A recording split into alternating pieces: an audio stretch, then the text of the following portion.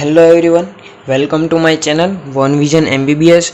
इस वीडियो में हम पढ़ने वाले हैं किलियंस डेहिसंस के बारे में। ओके, मींस के क्लिनिकल। ओके, फेरिंग्स की हम क्लिनिकल देख लेते हैं। ओके, तो किलियंस डेहिसंस को हम ट्राइंगल भी कह सकते हैं। ओके, तो हम देखते हैं किस तरह से ट्राइंगल कह सकते हैं। ओके, तो देखिए हमने यहाँ पे फेरिंग्स में पढ़े थे ना, superior constrictor muscle, middle constrictor muscle और इंफीरियर कंस्ट्रिक्टर मसल।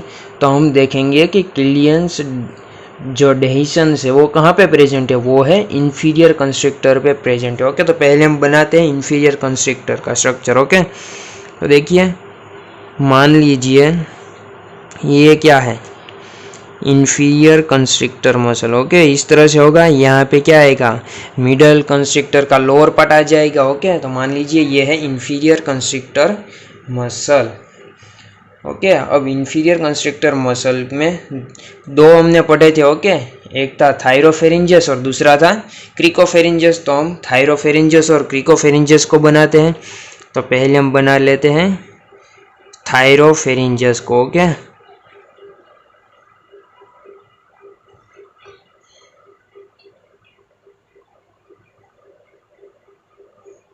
ये हो गया हमारा थायरोफेरिंजियस।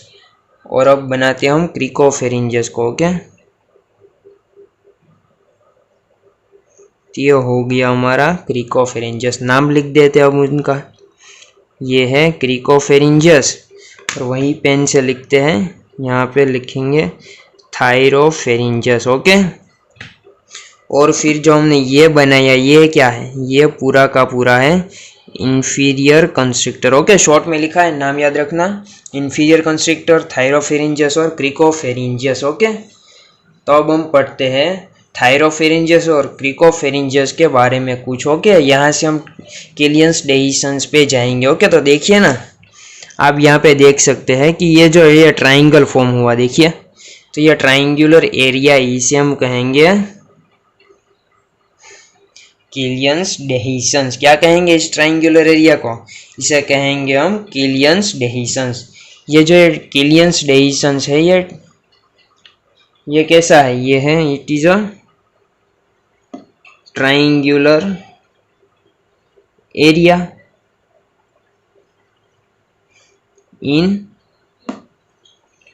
Posterior wall of pharynx. Okay,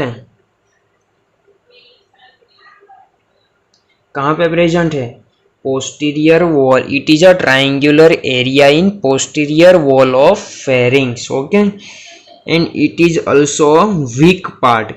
कैसा ये है, वीक पार्ट है। Okay, weak area present below the vocal folds.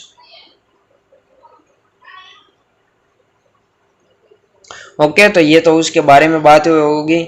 Okay, Killian's dehiscence है, it is a triangular area present in a posterior wall of pharynx and it is also weak area present below the vocal folds. Okay, तो ये तो किलियंस डेहिसंस के बारे में बात हो गई। ओके, अब यहाँ पे हमें देखना है इन दोनों मसल के बारे में, थायरोफेरिंजियस और क्रिकोफेरिंजियस मसल के बारे में।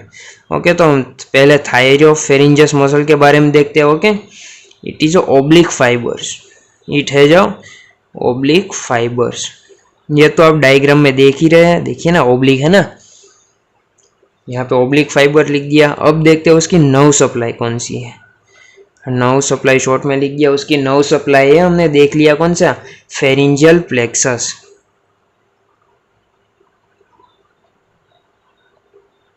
कौन सी है, फेरिंजियल प्लेक्सस।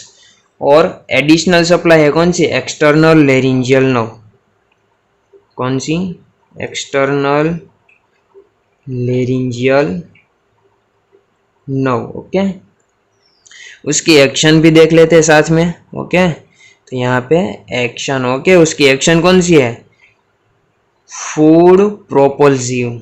कैसी है उसकी, फूड प्रोपल्सिव, इंपॉर्टेंट एक्शन है। मतलब कि वो क्या करता है कि अगर वहां तक इस मसल का जो ये थायरोफेरिंजियस मसल है उसका क्या होता है, कॉन्ट्रैक्शन होता है। मतलब कि कॉन्ट्रैक्शन से क्या क्या होता है कि जो थायरोफेरिंजियस मसल है वहां तक जो फूड पहुंचा है वो कहाँ पे जाएगा, इसका कॉन्ट्रैक्शन होने से यहाँ पे अगर फूड है या इसका कॉन्ट्रैक्शन हुआ तो वो नीचे की ओर जाएगा ना, तो क्या होता है, उसकी एक्शन है फूड को नीचे की ओर भेजने की, मतलब कि फूड प्रोपल्सिव एक्शन है। ओके, मतलब कि उसका मतलब क्या हुआ ना, फेरिंग से इसोफेगस में फूड को भेजता है कौन, थायरोफेरिंजियस मसल। ओके, अब देखते हैं हम क्रिकोफेरिंजियस मसल के बारे में। ओके, तो it has a horizontal fibres,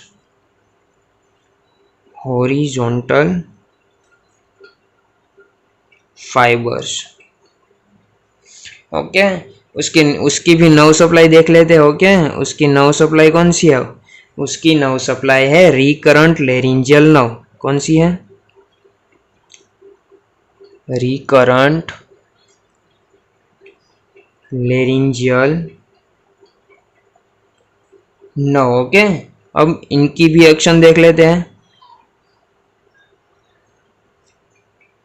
उसकी एक्शन है like a sphincter, it act like a sphincter. Okay, ये देखिए इनकी एक्शन इंपॉर्टेंट है। देखिए एक तो उनकी नव, दोनों की नव सप्लाई भी डिफरेंट है। ओके, और इनकी एक्शन देखिए, मतलब कि इसका काम क्या है, तो देखिए ना थायरोफेरिंजस, देखिए इस तरह से है। देखिए यहाँ पे है थायरोफेरिंजस और यहाँ पे है क्रिकोफेरिंजस। ओके, तो अगर यहाँ से ये कॉन्ट्रैक्ट हुई, ओके ये कॉन्ट्रैक्ट हुई तो फूड नीचे आएगा, लेकिन ये पहले से ही कॉन्ट्रैक्ट है, तो उसका मतलब अगर फूड को हम इसोफेगस में भेजना है तो क्या करना पड़ेगा, इस क्रिकोफेरिंजस का रिलैक्सेशन करना पड़ेगा, तभी तो इसका कॉन्ट्रैक्ट से जो प्रेशर बना, उस प्रेशर से वो फूड इसोफेगस में जा पाएगा। लेकिन अगर ये कॉन्ट्रैक्ट हो गए लेकिन ये जो क्रिकोफेरिंजस है वो रिलैक्स नहीं हो पाए, तो क्या होगा कि यहाँ पे फूड जमा होगा और प्रेशर भी बनेगा, और अगर प्रेशर बन गया तो जो ये ट्राइंगल है, ये ट्राइंगल ऑफ डेहिसन है, वो क्या कर रहा है, वीक पार्ट है, और इस वीक पार्ट से फूड बाहर की ओर आ जाता है। ओके, और अगर फूड बाहर की ओर आ जाएगा तो उसे हम कहेंगे किलियंस डेहिसंस। ओके, और हम उसे फेरिंजल डाइवर्टिक्यूलम कहते हैं। ओके, अगर फूड वहां से इस किलियंस डेहिसंस ट्राइंगुलर एरिया से बाहर आ गया, प्रोपल्स मतलब कि बाहर आ गया, तो उसे हम कहेंगे डाइवर्टिक्यूलम। कौन सा, फेरिंजल डाइवर्टिक्यूलम। ओके, और ये दोनों मसल की एक्शन एक दूसरे से विपरीत कैसे हो जाती है, मतलब कि इसका रिलैक्स, इसका कॉन्ट्रैक्शन हुआ तो इसका रिलैक्स होना ही पड़ेगा। ओके, ये दोनों इफेक्ट साइमल्टेनियसली होती है, लेकिन इनकी जो ये नर्व सप्लाई है वो डिफरेंट है। ओके, तो इसको एक दूसरे के साथ काम करने के लिए भी ज़्यादा परेशानी होती है, क्योंकि इनकी भी नर्व सप्लाई डिफरेंट है और इनकी भी नर्व सप्लाई डिफरेंट है, इसलिए इनको एक दूसरे के साथ काम करने में कभी कभी गड़बड़ भी हो जाती है। ओके, और उस गड़बड़ जो हो जाती है उसे हम कहेंगे न्यूरोमस्कुलर इनकोऑर्डिनेशन। क्या कहेंगे हम उसे कहेंगे न्यूरोमस्कुलर इनकोऑर्डिनेशन।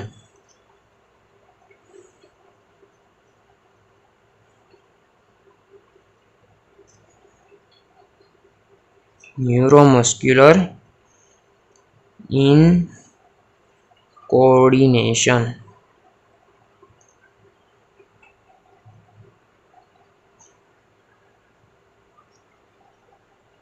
ओके, मतलब कि दोनों मसल की नर्व सप्लाई डिफरेंट है, इसी वजह से इसके जो वो ये जो इनका जो काम होता है साइमल्टेनियसली उसमें गड़बड़ हो जाती है, और उसी गड़बड़ को हम कहेंगे न्यूरोमस्कुलर इनकोऑर्डिनेशन। ओके, तो अब देखते हैं कि न्यूरोमस्कुलर इनकोऑर्डिनेशन में गड़बड़ हम किस तरह से होती है। ओके, तो देखते हैं हम, इफ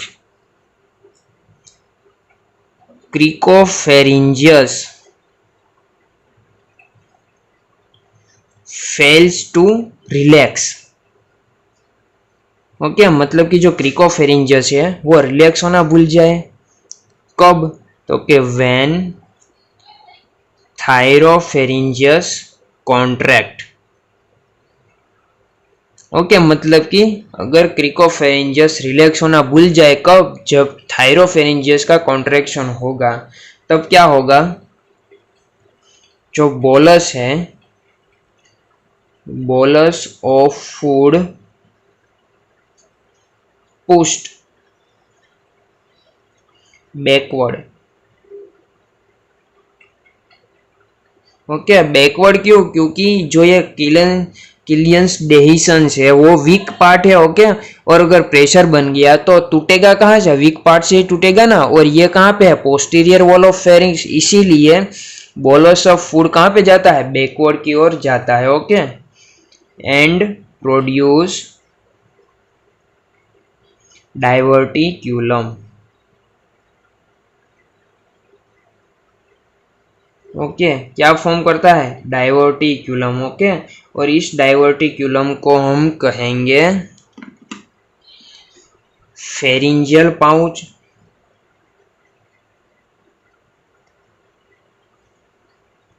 क्या कहेंगे? फेरिंजियल पाउच, या फिर हम इसे कह सकते हैं फेरिंजियल डाइवर्टिक्यूलम।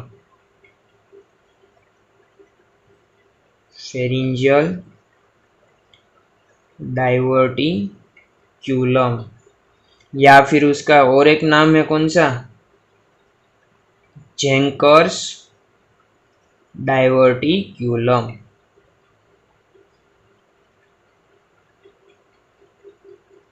ओके, तो एक बार फिर से देख लेते हैं। अगर क्रिकोफेरिंजियस मसल है वो रिलैक्स नहीं हो पाती जब थायरोफेरिंजियस मसल का कॉन्ट्रैक्शन हो जाता है, तब क्या होता है कि फेरिंग्स के बैक पोस्टीरियर वॉल पे जो ये किलियंस डेहिसंस है वो वीक पार्ट है, तो वहां से प्रेशर जनरेट होने की वजह से क्या होता है? बोलस ऑफ फूड बाहर निकल जाता है। ओके, और क्या डाइवर्टिक्यूलम प्रोड्यूस करता है? उसे हम कहेंगे फेरिंजियल पाउच या फिर फेरिंजियल डाइवर्टिक्यूलम। और उसका तीसरा नाम है जेंकर्स डाइवर्टिक्यूलम। ओके, और शुरुआत के टाइम में उसका टेस्ट होता था, लेकिन अब यहाँ पे उसका अब देख लेते हैं उसका टेस्ट किस तरह से होता है। ओके, मतलब कि जो ये न्यूरोमस्कुलर इनकोऑर्डिनेशन हुआ है या नहीं हुआ है वो देखने के लिए एक टेस्ट आता है। उस टेस्ट को कहते हैं बेरियम मिल। कौन सा? बेरियम मिल टेस्ट। ओके, मतलब कि बेरियम को जो पेशेंट होता है उसे बेरियम स्वेलो कराया जाता है। ओके, और उसका एक्सरे लिया जाता है, और एक्सरे में अच्छी तरह से यहाँ पे बल्जिंग दिखा जाता है। ओके, देखा जाता है, यहाँ पे बल्जिंग मिलता है। ओके, उससे हम कह सकते हैं कि यहाँ पे क्या हुआ है? फेरिंजियल डाइवर्टिक्यूलम प्रोड्यूस हुआ है। ओके, तो this is the all about of Killian's dehiscence. Okay, ये हो गई हमारी फेरिंग्स की clinical. Thank you everyone. Thank you for watching this video and keep watching.